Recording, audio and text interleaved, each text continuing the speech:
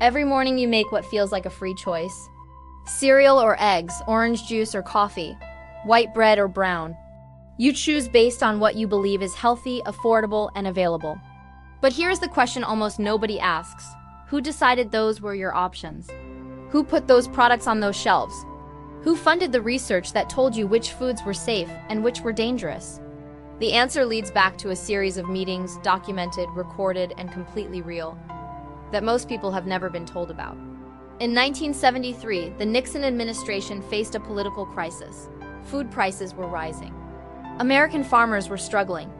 The Secretary of Agriculture, Earl Butz, convened a series of internal meetings with food industry representatives, executives from the largest food manufacturing companies in America. The outcome of those meetings was a policy shift that fundamentally changed what Americans ate for the next 50 years. The policy was called Get Big or Get Out. Small farms would be replaced by industrial agriculture. Monoculture crops, primarily corn, would be subsidized at a scale that made them artificially cheap to produce.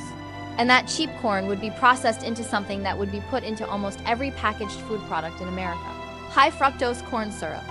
Within a decade, high-fructose corn syrup had replaced sugar in soft drinks, bread, sauces, condiments, cereals, and thousands of other products. It was cheaper, it had a longer shelf life, and it was in everything. Between 1975 and 2000, American obesity rates doubled. Type 2 diabetes cases tripled. Heart disease remained the leading cause of death. The food industry funded research suggesting the problem was fat, not sugar, which led to the low-fat food movement of the 1980s and 90s. Products that removed fat and replaced it with more sugar. The men in that 1973 meeting did not intend to make America sick. But they made decisions in a room most Americans never knew existed, and those decisions are still shaping what is on your plate today. The story of the room where they decided what you eat connects directly to the room where they decided what medicine you would take for the diseases that food caused. In Part 2, we cover the most consequential and least reported meeting in the history of medicine, the 1976 meeting that changed how American doctors were taught to treat illness, and why the treatment decisions made in that room made pharmaceutical companies the most profitable industry in human history. The connection between what happened in 1973 and what happened in 1976 is not a theory. It is documented, it is real. And it is something every person with a prescription in their medicine cabinet needs to understand. Previously, they decided what you eat in a room you never knew existed. Now, the room where they decided what your doctor would tell you. In 1976, the American Medical Association held a series of meetings with pharmaceutical companies. These meetings were not publicly announced, not reported, and their outcomes were not voted on by the public. The subject was medical education, how American doctors were taught to treat chronic illness. The outcome was a shift from a prevention-based model, treating root causes through diet and lifestyle, to a prescription-based model, identifying symptoms and prescribing medications to manage them. This shift was not driven purely by science, but by the economic interests of the pharmaceutical industry. They stood to profit enormously from a medical system that managed disease rather than cured it. In 1970, the global pharmaceutical market was worth $15 billion. By 2020, it was $1.3 trillion. The American healthcare system, the most expensive per capita, produces some of the worst health outcomes. Americans take more prescription medications per person than citizens of any other country. The US is the only developed nation where pharmaceutical companies advertise directly to consumers. A policy approved in 1997 led to a 60% increase in prescription drug advertising within 3 years. None of this happened by accident. Decisions were made in rooms where the public was not represented. The most extensively documented example of what these meetings produced is the opioid crisis. In the 1990s, internal pharmaceutical company meetings marketed opioid painkillers as safe, non-addictive. Company representatives were instructed to tell doctors that less than 1% of patients would become addicted, a claim their own internal documents showed they knew to be false. The result, 500,000 Americans died from opioid overdoses between 1999 and 2019. The pharmaceutical companies paid billions in settlements. Their executives faced limited personal criminal liability. The meetings where this strategy was developed were documented. The decisions were deliberate. The outcome was catastrophic. This is the most visible example of a pattern that extends far beyond opioids, into antidepressants, cholesterol medication, blood pressure treatment, and dozens of other drug categories, where internal company documents tell a different story than the public one. The food decisions of 1973 and the medical decisions of 1976 share something in common. They both required that the public not fully understand what was happening. Which leads to the third room. The meeting where the people who controlled what you saw in the news made decisions about what you were allowed to understand. Part 3 covers the documented history of media consolidation. How 50 companies that controlled American media in 1983 became 6 companies by 2012, and the meetings where that consolidation was planned, approved, and executed. Part 3, the room where they decided what you were allowed to know. Watch Part 3 now.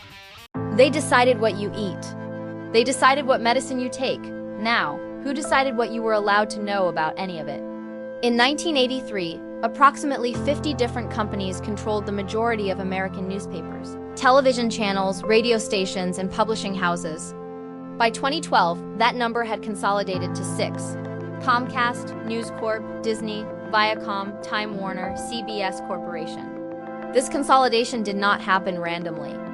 It happened through a series of regulatory decisions, corporate mergers, and lobbying campaigns that took place across 3 decades. In boardrooms, in congressional hearings, and in meetings with government regulators that the public was not invited to attend. The result is a media landscape in which 6 corporations decide through editorial choices what stories are funded and which are not, through what expert voices are platformed and which are ignored, what approximately 300 million Americans understand about the world they live in. The most important consequence of media consolidation is not what gets reported incorrectly. It is what does not get reported at all. In 1996, a television news team at Fox affiliate WTVT in Tampa prepared an investigative report on the use of artificial growth hormones in the American dairy industry. Before the report aired, Fox received a letter from Monsanto, the company that manufactured the hormone, warning of enormous damage if the story ran. Fox pressured the journalists to alter the story. They refused. They were fired. They sued. A Florida court ruled that there was no law requiring news broadcasters to tell the truth. The case is documented in court records. The story about dairy hormones that Monsanto did not want Americans to see was never broadcast on that channel. This is not a conspiracy theory. It is a court case with public records.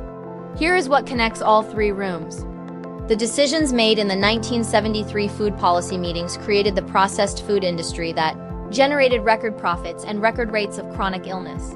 The decisions made in the 1976 medical education meetings created a healthcare system designed to manage the chronic illness that processed food caused, generating even larger profits.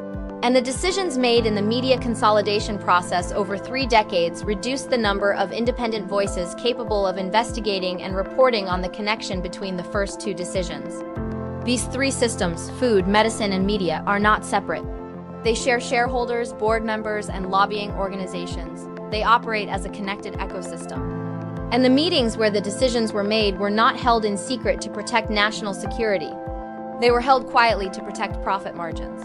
Here's what these 3 stories are not. They are not a reason to believe that everything is hopeless, that all institutions are corrupt, or that individual action is meaningless. They are a reason to understand that the systems around us were designed by specific people, in specific rooms for specific purposes. And that understanding the design is the first step to navigating it clearly. You can choose what you eat with more information. You can ask your doctor different questions. You can seek out more diverse sources of information. None of this is revolutionary. But all of it becomes possible the moment you stop assuming that the systems around you were designed with your interests as the priority. They were not always, and knowing that is not paranoia. It is literacy. The full documentary, all 3 rooms, all 3 decisions, all the connections, is on this channel. Watch it next. If this changed how you see something, share it. That is the only way this kind of information actually spreads.